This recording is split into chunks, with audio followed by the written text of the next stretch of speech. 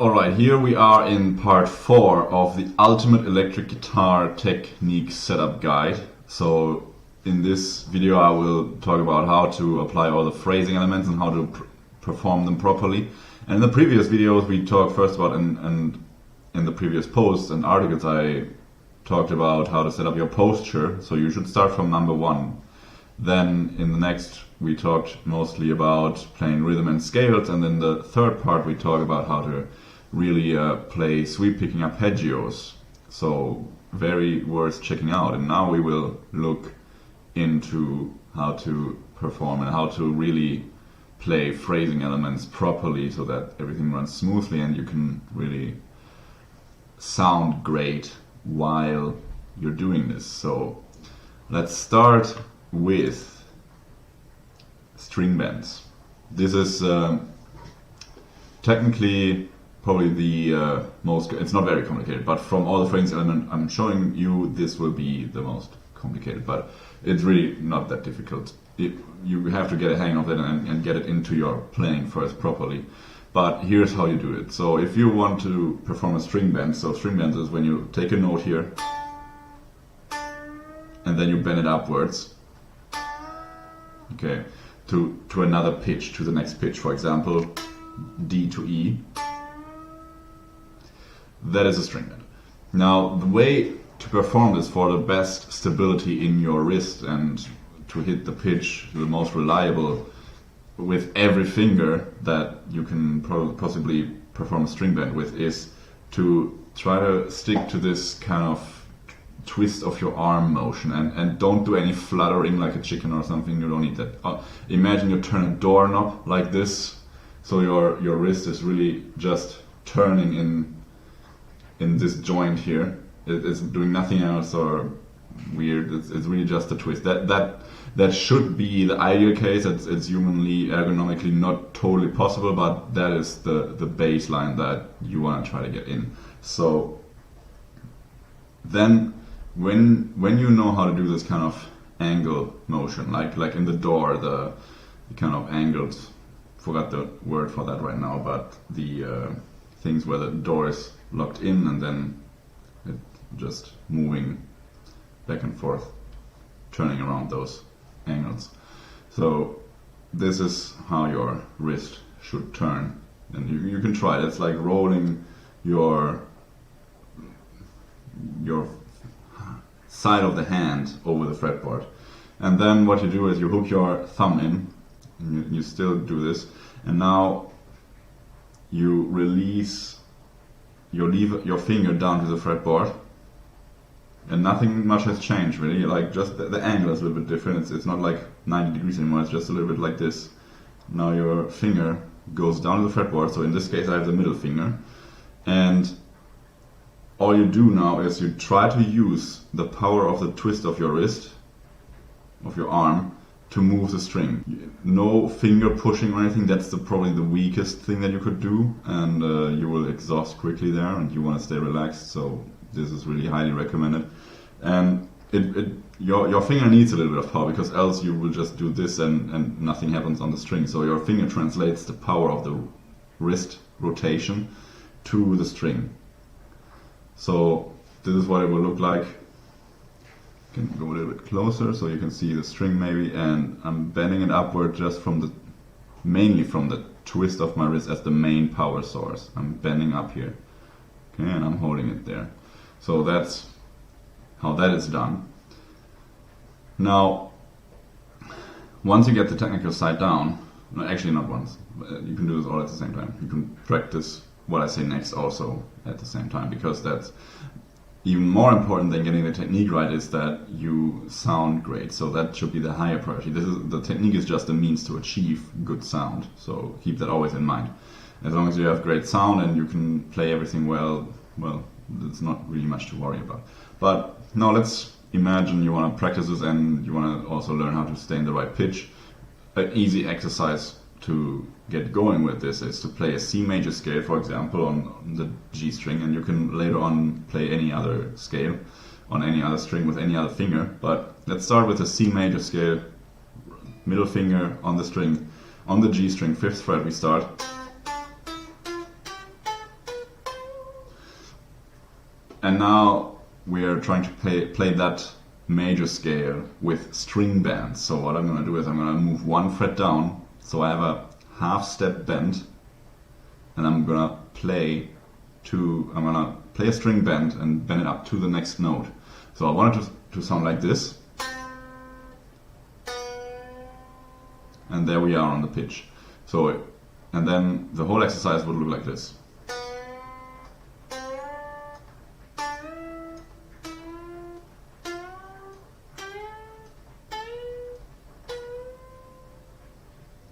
And if you have trouble landing on the pitch right away, you can play it before you perform the actual string bend. So it would look, for example, like this. This is kind of like doing this exercise with supporting wheels.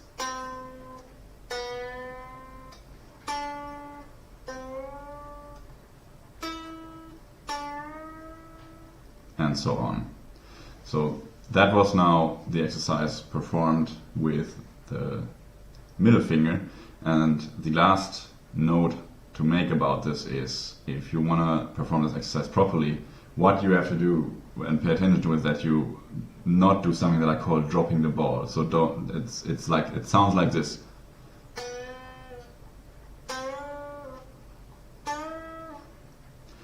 You want to stop the note from ringing before you release the bend, because then you have the previous note as a clear reference to how high you bend the next pitch. If you do this, your next string bend will probably sound a little bit messed up. So try not to drop the ball. That's the most important thing. So yeah, pay close attention to how high you do the string bend. So you want to hit the next pitch very accurately. You can use a tuner for this, but only when you're sure that your starting pitch is correctly. What's more important is that the relative bends are in tune, and you know by feel that you're going into the right pitch from where you are, that you can actually use your own ear to make this. So the metronome, not the metronome, the tuner can be an additional source of confirmation, but it shouldn't be the main reliable source for your proof if you're doing this right or not. Now I'm gonna talk about vibrato now, because that is really like just the next step on top of string bend. So it's getting very simply like a transition from string bends to vibrato, because all you do really on the technical side is this. Like it's a series of string bends and release. The technique is exactly the same, like you still twist your arm and do this here, but now you have additional things to pay attention to. And if you want to have really nice vibrato, the thing to listen to are three elements mainly. The first one is your tempo of the vibrato. So you can actually perform this to a metronome. So I'm gonna tap my foot now.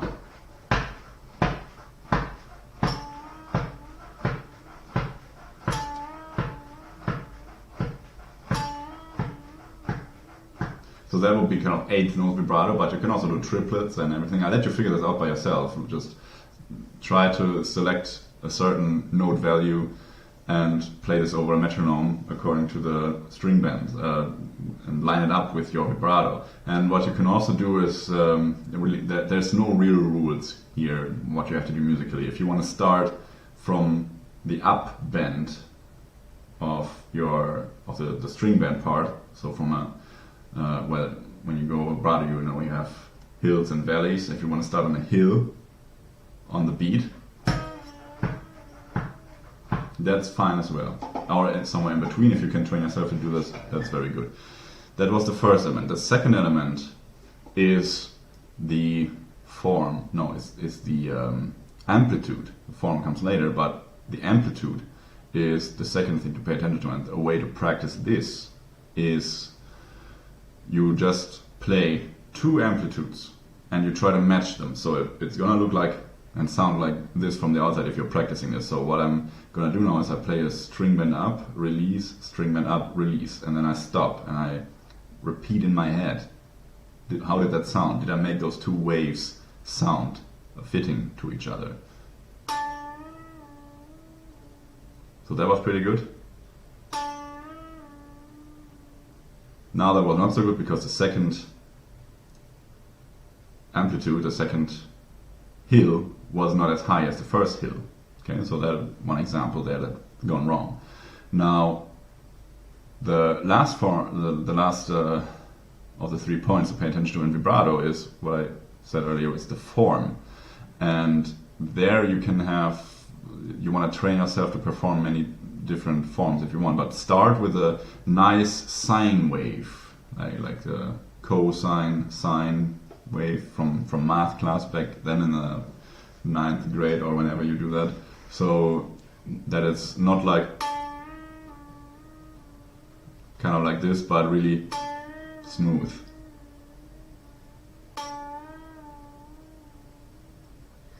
So that's how you train that just making a nice curve and nice sine wave. It should look like a real nice wave shape. So now we had string bends, we had vibrato, and the next thing is gonna be slides that we talk about. And technically there's really not much to say about this, because all you do is like you put your finger down and you keep the finger down and slide somewhere else.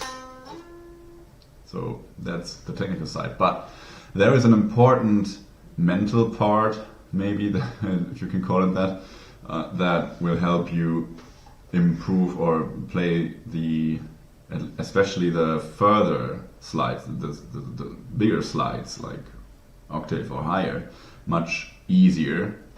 And it also helps you with learning position shifts, to play position shifts much better. And that goes like this. So what you have to do there is, if you're playing somewhere here, you're already in the right position, and you could train yourself easily to not have to look there anymore when you're playing just here in this area. So now your eyes, they are free to look wherever they want, and if you know that you have a position shift, let's say into the 17th fret coming up, or 19th fret, or into the 17th position, is simply you already look, while you're playing here, you look down here where you slide next.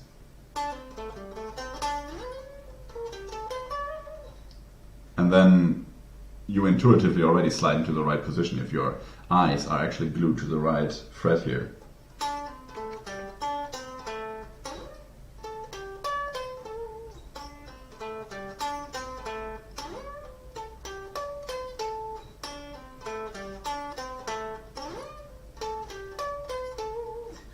So that's a way to learn how to make bigger slides as well and perform them accurately without anything like this.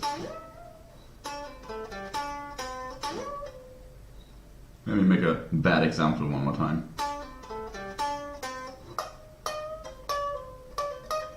Like ending up in the wrong fret. That's not nice. That's not. We want to avoid that.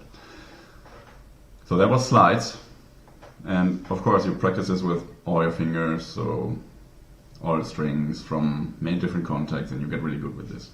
The next and the last part in this series today is hammer-ons and pull-offs. So these things here. Okay, and from the technical point of view, there's again not much to say about this, but I'm gonna walk you through this step by step. So if you do a hammer-on, you have to really imagine it like it's not just putting your finger down, that's weak, but you want to really hammer it with some force down to the string. And then when you do the pull-off, what most people get wrong is they just lift up their finger because they see the pros do this, and then they wonder, why do I get not this thick tone that they get, like this one here. But what you can't see really with the eye, especially when you're on a high level, is that there is a small pulling down motion. If I exaggerate this now, it looks like this.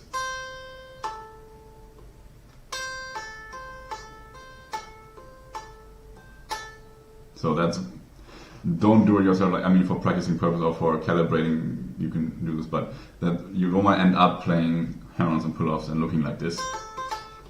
Because that will build up a lot of tension in your arm. It's just going to exhaust you and you will feel very crampy in your arm. But there's a remedy for that too.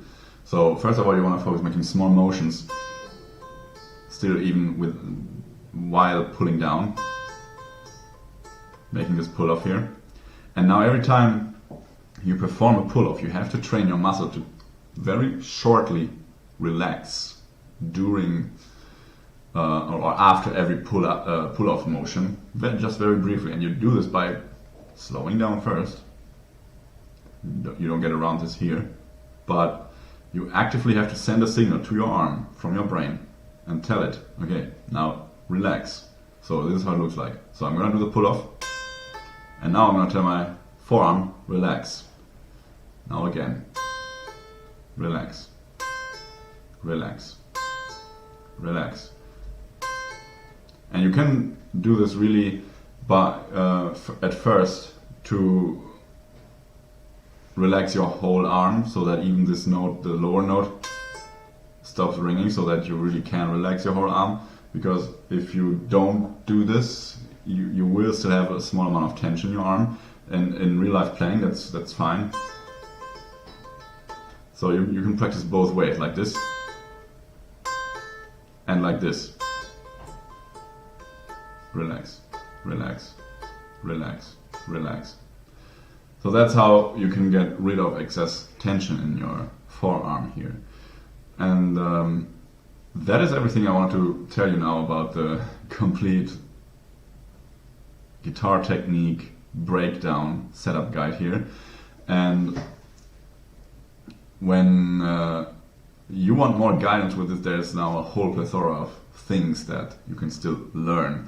So everything to become a much better musician with all of those elements, and you are now very prepared to take the next step. What I recommend for you to do is to check out the breakthrough guitar lessons from Tom Hess. You find a link in the description of this video if you're watching this on YouTube, or if you go to unleashguitar.com, there's also a little button or a banner that you can just click to check it out. And there's also a free 14-day guitar speed course that I remember you check out. It's going to help you tremendously to improve your speed playing, your fast playing, and also how to practice for fast guitar playing.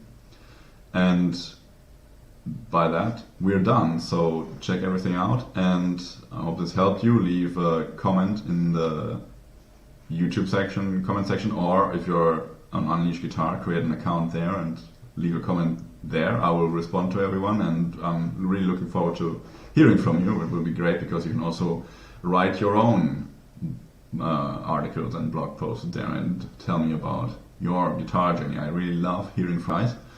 So that's everything I wanted to talk about with you, and yeah, I will see you then later in the community.